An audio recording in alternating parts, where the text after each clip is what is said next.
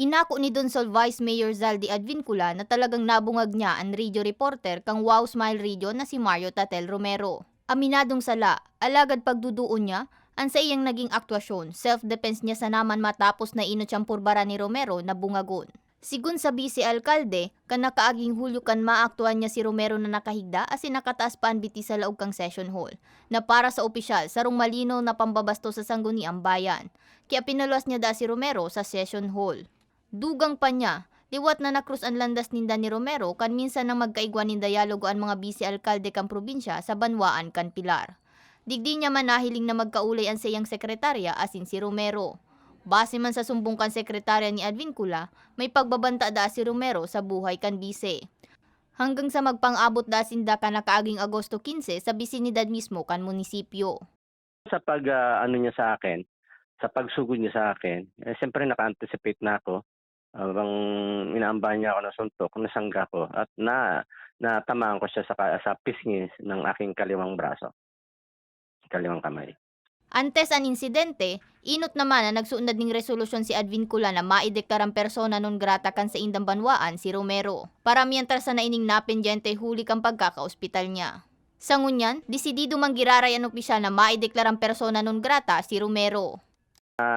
Na-hospital ako, 2 weeks ako sa hospital, kaya hindi pala naipasok to.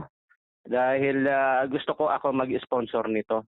Hindi naipasok ngayon yung persona non grata. Pero ito pag namin sa Monday, wala nga lang baka magkanta kami ng special session na ipapasok ko na to na persona non grata laban kay Mr. Romero. Katunayan, namomonitor mandaan opisyal ang mga pambabatikos ni Romero sa iya. May mga pagkakataon mandaan na nangangagad ning kwarta sa mga kapwa niya opisyal si Romero. Maginan sa iyang esposa, daiman subot pinalampas ni Romero. Pagkatapos ng session namin, pinupuntahan niya lahat ng mga aking counselors at hinihingian niya ng pera. Lalabas niya yung wallet niya. Ito, walang laman tong wallet ko. Lagyan mo naman kahit 200 pang gasolina naman lang. Iniisa-isa niya itong aking mga counselor. Sa akin lang siya. Pumupunta siya sa akin pero hindi siya sa akin nakakahirit dahil ayoko ng ganyan. One time, nakita ko yung asawa ko nagbigay. Galit na galit ako doon sa ginawa ng asawa ko.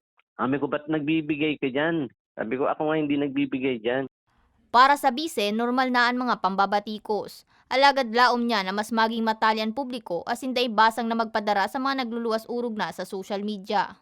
Malaking respeto ko sa mga media practitioner, kaya lang nalulungkot ako. Merong isang katulad ni Mr. Romero na ganito ang gawain. Sa ngunyan, pigaadalan naman kang konseho kan Donsol ang pigsuunad na resolusyon ni Advincula na maideklarang persona non grata si Romero. Para sa mga baretang tatak Bicol, May Arango.